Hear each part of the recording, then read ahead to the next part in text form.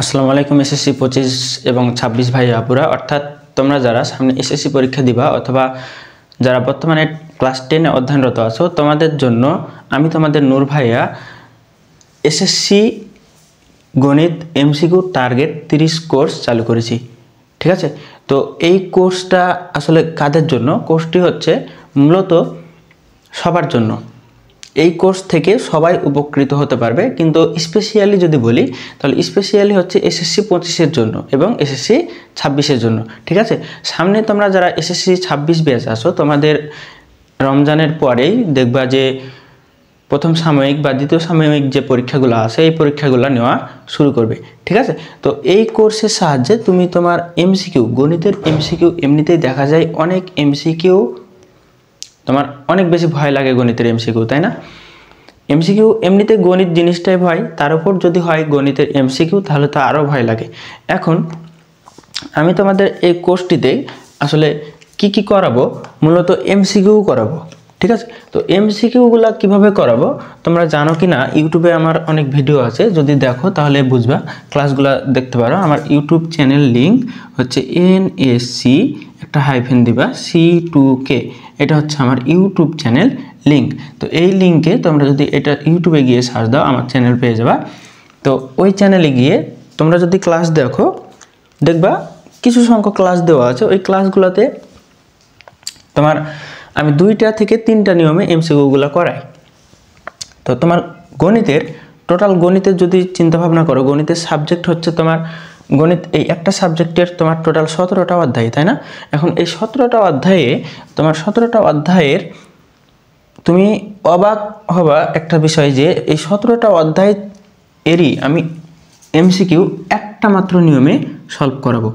তো এই একটা নিয়মে তুমি প্রত্যেকটা অধ্যায় অর্থাৎ 17টা অধ্যায়ের তুমি এমসিকিউ টোটাল 30টা এমসিকিউ আছে, তাই না? তো এই 30টার মধ্যে তুমি একটা এই 17টা অধ্যায়ের কোনো প্রকার সূত্র মুখস্থ করবে না, কোনো নিয়ম জানবে না, কোনো কিছুই বুঝবে না। ঠিক আছে, একদম শূন্য থেকেও যদি শুরু করো তাহলে দেখবা যে এই আমার এই একটা মাত্র নিয়মটা বলতেছি একটু পর। তো এই নিয়মেই তুমি 60 to 70% কোশ্চেন সলভ করতে পারবা। ঠিক আছে, শুনতে একটু অবাক লাগলেও আসলে বাস্তবতাটা এটাই। আমি কোর্সের ক্লাস যখন স্টার্ট করব তখন দেখবা, তখন বুঝতে পারবা। তো নিয়মটা কি? নিয়মটা হচ্ছে আমার হচ্ছে অপশন টেস্ট জিনিসটা কি আমি ক্লাসে করাবো। ঠিক আছে, তো অপশন টেস্ট এই একটা নিয়মে তুমি 50 to 60% কোশ্চেন এই নিয়মেই তুমি আনসার করে আসতে পারবে। ঠিক আছে, তো এমসিকিউ আমার মনে হয় না তুমি এর আগে এমসিকিউ এইভাবে কোনোদিন সলভ করছো। তো আমি কোর্স ফি রাখছি শুধুমাত্র নামমাত্র কোর্স ফি, শুধুমাত্র এটা নামমাত্র কোর্স ফি। এই কোর্স ফি রাখছি মাত্র 150 টাকা। ঠিক আছে, তো এই 150 টাকা দিয়ে তুমি এই কোর্সে ভর্তি হলে তুমি গণিতের কোর্সের নামই দেখো যে এসএসসি গণিত এমসিকিউ টার্গেট 30 কোর্স। ইনশাল্লাহ তুমি যদি আমার অ্যাপ্রোচে আমার মতো করে যদি এমসিকিউ সলভ করতে পারো, গণিতের এমসিকিউ ইনশাল্লাহ এই এখন থেকেও যদি শুরু করতে চাও, প্রথম থেকে 17টা অধ্যায় ইনশাল্লাহ কাভার হওয়ার পাশাপাশি তুমি 30-এ 30 এমসিকিউ পাবা ইনশাল্লাহ, যদি আমার মতো করে তুমি যদি সলভ করতে পারো আমার অ্যাপ্রোচে। তোমরা জানো কি না আমি তোমাদের এই এমসিকিউয়ে 30-এ 30 পাইয়ে দেওয়ার একটা চ্যালেঞ্জ নিয়েছি। তো এই চ্যালেঞ্জ হচ্ছে আমার জন্য। ঠিক আছে, আমার চ্যালেঞ্জ এখন, এই চ্যালেঞ্জ শুধু আমি একা নিলে তো হবে না। তোমরা যারা কোর্সে ভর্তি হবা, কোর্সে এনরোল করার আগে একটা চ্যালেঞ্জ তোমাদের নিতে হবে যে এতদিন যা হয়েছে, এতদিন যা করছি আমি গণিতের এমসিকিউ পারি না, আমি গণিতই পারি না, কিন্তু আমার টার্গেট হচ্ছে আমাকে পাস করতে হবে, এমসিকিউ একটু ভালো এফোর্ট দিয়ে একটু ভালো রেজাল্ট পাইতে হবে, তাই না?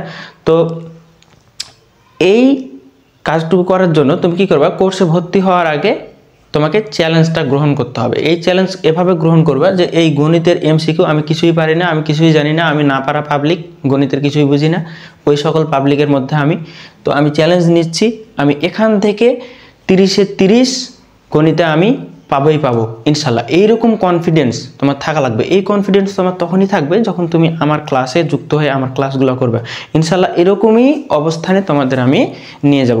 তো আজকে হচ্ছে আমাদের কোর্সের প্রথম ক্লাস হচ্ছে বাস্তব সংখ্যা অধ্যায় থেকে লেকচার 1 এবং টপিক দেখো 1 নম্বর টপিক। তো এই অধ্যায় টপিক না, এটা হচ্ছে টাইপ 1। তো প্রত্যেকটা অধ্যায়ে তুমি আমার এমসিকিউ টাইপ ভিত্তিক এমসিকিউ মূলত সলভ করে।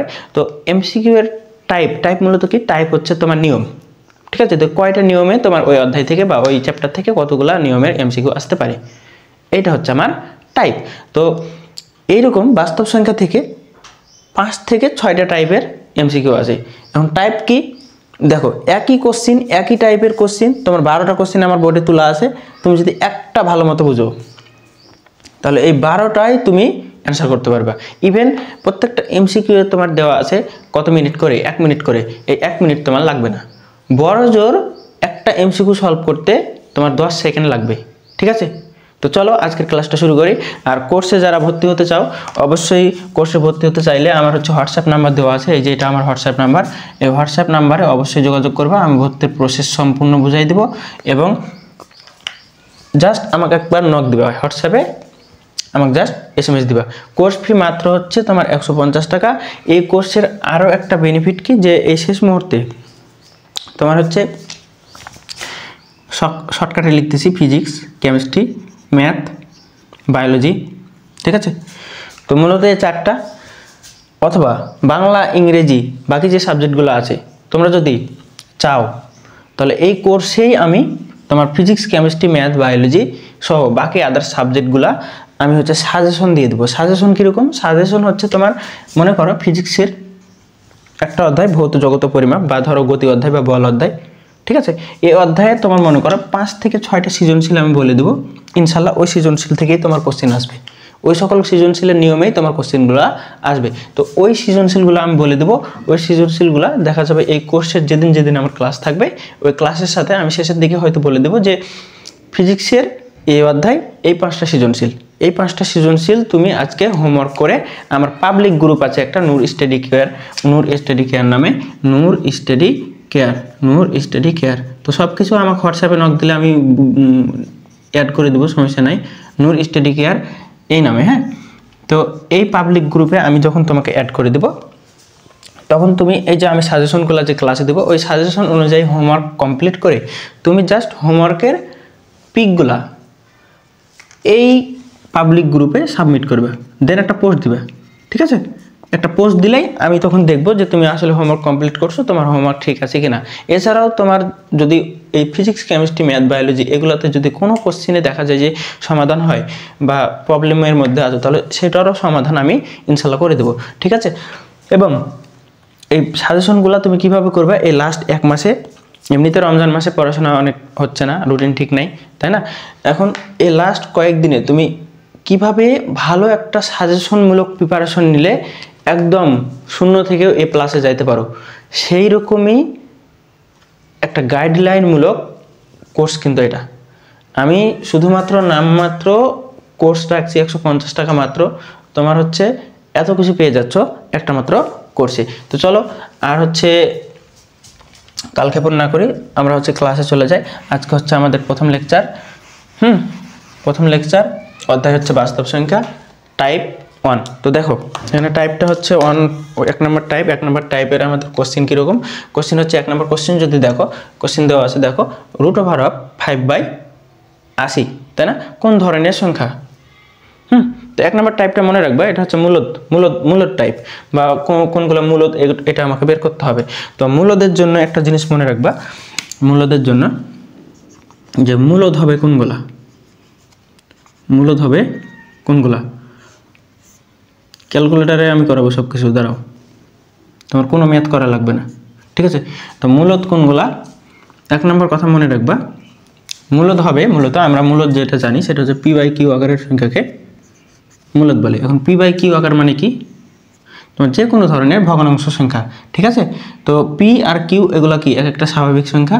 তো যে কোনো ধরনের ভগ্নাংশ সংখ্যা হতে পারে 3/4, অথবা কি 4/3 ... অনেক কিছু এগুলো হতে পারে, ঠিক আছে। 2 নম্বর যেটা মনে রাখবা সেটা হচ্ছে পৌনঃপুনিক হবে, মূলদগুলো অবশ্যই পৌনঃপুনিক পৌনঃপুনিক হবে। এখন পৌনঃপুনিক মানে কি? পৌনঃপুনিক মানে একই জিনিস বারবার আসবে, একই জিনিস বারবার আসবে। এখন পৌনঃপুনিককে কয়েকভাবে প্রকাশ করা যায়, আমি একটু দেখাই। পৌনঃপুনিককে কয়েকভাবে প্রকাশ করা যায়। 1 নাম্বার যদি বলি, তাহলে 1 নাম্বার মনে করো 0.33333 ডট ডট ডট চলে গেছে, মানে একই সংখ্যা। দেখো 0.333 একই সংখ্যা বারবার আসতেছে, এটাকে আমরা বলতেছি পৌনঃপুনিক।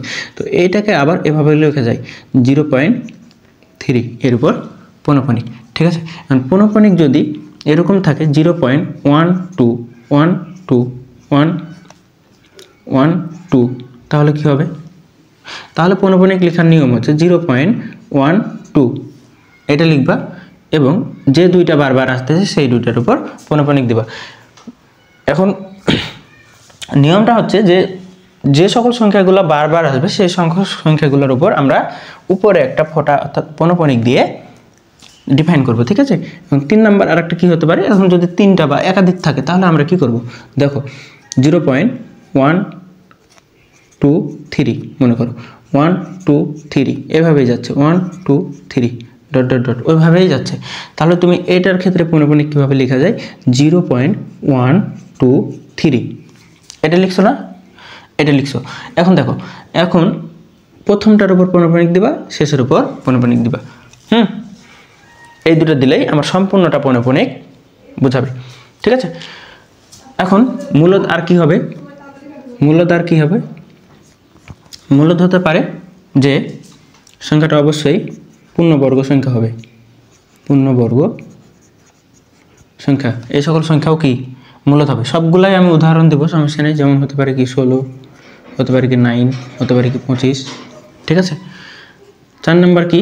4 নাম্বার হচ্ছে সংখ্যাটা দেখো পৌনঃপুনিকের এই জায়গায় একটা জিনিস কি দেখো তো, 0.33333 মানে সংখ্যাটা অনেকবার যাচ্ছে, ঠিক আছে। তো এই ক্ষেত্রে যদি একই রকম সংখ্যা হয় তাহলে অনেকবার যাবে কিন্তু একই রকম সংখ্যা হবে, সেই ক্ষেত্রে সংখ্যাটা হবে মূলদ। কিন্তু যদি সংখ্যাটা একই রকম না হয়, মনে করো ভিন্ন কিছু, তাহলে সংখ্যাটা থেমে যাবে। মনে করো এরকম 0.43 সংখ্যাটা যদি থেমে যায়, এরপরে যদি আর না যায়, ঠিক আছে। তো এইরকমও যদি রেজাল্ট আসে তাহলে সংখ্যাটা হবে কি? মূলদ সংখ্যা, ঠিক আছে। আর একটা বিষয় সেটা হচ্ছে এই কটা জিনিস মনে রাখলে তোমার এই কোশ্চেন 1 নাম্বার টাইপ শেষ, ঠিক আছে। এই টাইপটাতেই এত কিছু মনে রাখা লাগতেছে, বাকি যে সকল টাইপ আছে তোমার সব কিছু ক্যালকুলেটারে হয়ে যাবে। দেখো দেখতে থাকো কীভাবে হয়। দেখো তাহলে এটা সংখ্যাটা হচ্ছে যে কোনো স্বাভাবিক সংখ্যা হবে, স্বাভাবিক সংখ্যা, স্বাভাবিক সংখ্যা, স্বাভাবিক সংখ্যা, ঠিক আছে। স্বাভাবিক সংখ্যাকে প্রকাশ করা n দ্বারা 1 2 3 ডট ডট ডট, ঠিক আছে। তো এই কটা সংখ্যা যদি তুমি পাও তাহলে হবে মূলদ, ঠিক আছে। এখন চলো আমরা চলে যাই সমাধানে একটা একটা করে। দেখো প্রথমটা দেখো তো, প্রথমটাতে আমার দেওয়া আছে যে √5/80। তার মানে কি? এটাকে আমি এভাবে করতে পারি না যে 5/80 মানে কি, √5/80 মানে কি 5/80, তাই না? তাহলে 5 একে 5, 5 ষোলং কী করতে পারি? 80। এখন 1/√16, তাহলে এটার উপর রুট ছিল, তার মানে কি আলাদা করে 1-এর উপর রুট আছে। 1-এর উপর রুট মানে কি? 1-এর উপর রুট মানে তো 1, তাই না? এবং 16-এর উপর রুট মানে কি? এটা হচ্ছে 16, হ্যাঁ। 16-এর উপর রুট মানে কি? 1/, তাহলে রেজাল্টটা আমার কত আসবে? 1/4। এটা দেখো তো, এটা হচ্ছে p/q আকারের সংখ্যা না? p/q আকারের সংখ্যা না? তাহলে মূলদ সংখ্যা। তাহলে এই সংখ্যাটা আমার কোন ধরনের সংখ্যা? কি সংখ্যা তাহলে? এই সংখ্যাটা আমার প্রথমত এই সংখ্যাটা আমার ভগ্নাংশ সংখ্যা। যদি ভগ্নাংশ অপশনে থাকতো তাহলে ভগ্নাংশও হতো, ঠিক আছে। তাহলে প্রথমত আমার এটা একটা ভগ্নাংশ সংখ্যা, ঠিক আছে। দ্বিতীয়ত এটা হচ্ছে আমার মূলদ সংখ্যা। তাহলে আমার কোশ্চেনের অ্যান্সার, এই অ্যান্সার কত? এটা হচ্ছে মূলদ সংখ্যা, বুঝছো? এবার চলো, নিজের কোনটি মূলদ সংখ্যা? সেম কোশ্চেন, নিজের কোনটি মূলদ সংখ্যা। এখন আমি ভাইয়া বললাম একটা টেকনিক শিখাই দিচ্ছি। দেখো একটা টেকনিক শিখাই দিচ্ছি, দেখো টেকনিকটা কি? যে ক্যালকুলেটার ইউজ করবা। ক্যালকুলেটার আছে না এরকম সবার 100 mS, ক্যালকুলেটার বের করো, এখনই করো, ক্লাসেই বের করে ফেলো, হ্যাঁ। ক্যালকুলেটার যখন বের করবা, ক্যালকুলেটার বের করে তুমি জাস্ট মানগুলা বসাবা। √7 মান বসাবা, দেখবা 0. এটা যদি করো √7 যদি করো তাহলে এটা তুমি পাবা 0.7 সরি এটা হবে 2.64 মানে মিল নাই ওই সকল সংখ্যা, আবার অনেকগুলা এরকম সংখ্যা বের হবে, ঠিক আছে। তারপরে 2√3 যদি বের করো, 2√3 যদি বের করো তাহলে 3.4 মানে কোনো মিল নাই। আবার তোমাকে কি করতে হবে, মূলদ যদি হয় তাহলে এই যে এরকম আসতে হবে, হয় থেমে যাবে আর না হলে কি পূর্ণবর্গ হবে, আর না হলে কি একই রকম জিনিস বারবার আসবে, ঠিক আছে, অথবা পূর্ণ সংখ্যা আসবে, ঠিক আছে। এই সকল নিয়ম যদি মানে তাহলে তোমার মূলদ সংখ্যা হবে। এবং 2√3 দেখো তো 2√3 যদি করি এটা কি একই সংখ্যা বারবার আসে না, তাহলে এটাও বাদ, ঠিক আছে, প্রথমটা বাদ, দ্বিতীয়টা বাদ। এবার তুমি করো, প্রথমটা করো গ নাম্বার হচ্ছে √3 ডিভাইডেড বাই √2 এটা যদি করো দেখবো 1.22 আসতেছে, এটাও মিলে না, তাহলে ক্যালকুলেটরে বসায় তুমি দেখলা যে একই সংখ্যা বারবার আসতেছে না। তোমার টার্গেট হচ্ছে মূলদ সংখ্যা বের করা মানে কি একই সংখ্যা বারবার আসতে হবে, এই যে আমি লিখে রাখছি একই সংখ্যা বারবার আসতে হবে বা পনপনিক আসবে বা এরকম আসবে, ঠিক আছে। তো এরকম যদি না আসে, সংখ্যাটা যদি চলতেই থাকে, সংখ্যা যদি থেমে না যায়, এখানে সংখ্যাটা থেমে গেছে, থেমে যাবে, মনে রাখবে থেমে যাবে। সংখ্যাটা যদি থেমে না যায়, এরকম এইভাবে চলতেই যদি থাকে, ইভেন মিল যদি না থাকে তাহলে অমূলদ, আর যদি মিলে যায়, যদি থেমে যায় তাহলে মূলদ। এখন দেখো তো √12 এবং √13 যদি করো, √12 এবং √13, মনে করো ম্যাথ পারি না আমি, এভাবেই করব, ঠিক আছে, √12 এবং √13, তাহলে এটা যদি করো তুমি অ্যান্সার আসবে 2। এটা দেখো তো একটা স্বাভাবিক সংখ্যা না, তাহলে আমার অ্যান্সার কোনটা? আমার অ্যান্সার হচ্ছে ঘ নাম্বার, ঠিক আছে। আমি অনেক ধীরে ধীরে ক্লাস করাচ্ছি যাতে তোমরা বুঝতে পারো, আশা করি বুঝছো যে বিষয়টা কি করলাম আমি এখানে। এবার দেখো পরের কোশ্চেন, 3 নাম্বার কোশ্চেন কি দেওয়া আছে, নিচের কোনটি মূলদ সংখ্যা? সেম কোশ্চেন, কি করবা এবার, অনেক ফাস্ট করবা। √18 বসাবে, √18 ডিভাইডেড বাই, দাঁড়াও, √18 ডিভাইডেড বাই কত, √18 ডিভাইডেড বাই √2, এটা ডিরেক্ট 3 চলে আসতেছে, তাহলে আমি প্রথমেই পেয়ে গেছি, বাকিটা দেখার দরকার নাই। কারণ কি আমি কি বললাম, যে এখান থেকে এটা যেটা বললাম যে একটা স্বাভাবিক সংখ্যা হবে, এই স্বাভাবিক সংখ্যা যদি হয় তাহলে সেটাই হচ্ছে আমার অ্যান্সার, ঠিক আছে। তাহলে এটাই ক্যালকুলেটরে করবে, বাকি এত প্যারা নেওয়ার প্রয়োজন নাই এই অধ্যায়ে, ক্যালকুলেটরে সব হয়ে যাবে, ঠিক আছে। চলো দেখি পরের কোশ্চেন, নিচের কোনটি মূলদ সংখ্যা বসাও ক্যালকুলেটরে, সেম কাজ, এটা আর বলা লাগে, এখন আর বলা লাগবে, এখন তোমরা নিজেরা পারবা, ঠিক আছে। √18 ডিভাইডেড বাই √32, তাহলে দেখো তো 0.75, তার মানে আমার এটাই অ্যান্সার, ঠিক আছে। কারণ কি, কারণ আমি কি বলছি যে সংখ্যাটা থেমে যাবে, যদি থেমে যায় তাহলে ওটা কি হবে, মূলদ সংখ্যা হবে, যদি থেমে যায় তাহলে সংখ্যাটা মূলদ সংখ্যা হবে। বাকিগুলো দেখো একটাও মিলবে না, √3 ডিভাইডেড বাই √2, তাহলে কি হয় দেখো মিলতেছে না, ক্যালকুলেটরে বসাই দেখবা মিলবে না, অনেক কিছু আসতেছে, মিল নাই, ঠিক আছে। তার মানে সংখ্যাটা মূলদ না, তার মানে সংখ্যাটা কি ভাইয়া, সংখ্যাটা মূলদ না, দেখবা সেম কাজ, সেম দেখবা 1/√8, এটাও মিলতেছে না, মানে 0.35 অনেকবার আসার কথা, ঠিক আছে। কিন্তু দেখবা এটা করার সময় অনেকের মনে হতে পারে যে এটা মনে হয় মূলদ, 2বার মিলছে না। সংখ্যাটা যদি মূলদ হতে হয় তাহলে সম্পূর্ণটাই মিলবে, ঠিক আছে, এটা মূলদ না, ঠিক আছে। পরেরটা দেখি, পরেরটা হচ্ছে √8 ডিভাইডেড বাই √6, দেখো এটাও মিলতেছে না, তাহলে আমার অ্যান্সার কত, অ্যান্সার হচ্ছে ক।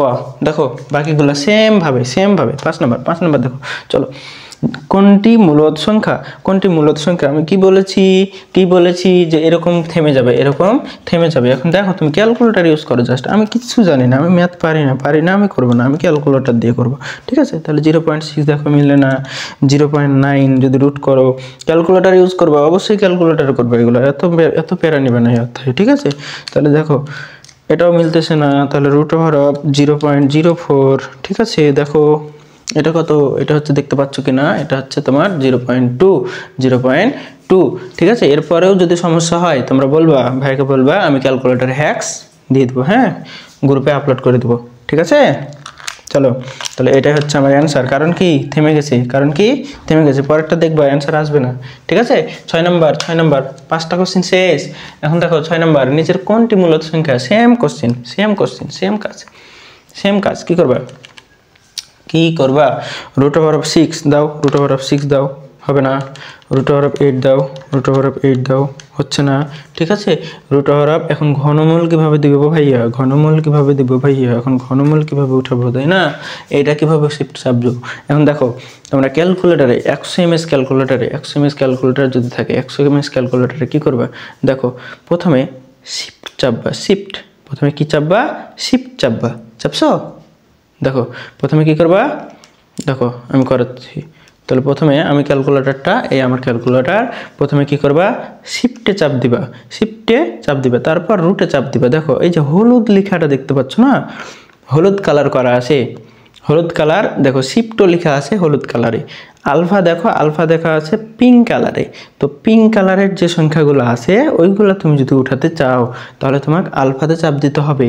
যদি শিফট দিয়ে কোনো সংখ্যা উঠাতে চাও তাহলে সেখানে তোমাকে কি করতে হবে, সেইখানে তোমার শিফট দিয়ে হলুদ সংখ্যাগুলো পাবা, ঠিক আছে। এখন দেখো রুটের উপরে সুন্দর করে লেখা আছে, রুটের উপরে ঘনমূল উঠা আছে, ঠিক আছে, রুটের উপর কিউব দেওয়া আছে। তাহলে ওইটা যদি তুমি উঠাতে চাও প্রথমে কি করবা, হলুদ চাপবা, হলুদ মানে কি শিফট, তাহলে শিফট চাপবা, শিফট চেপে রুট চাপবা, ঠিক আছে।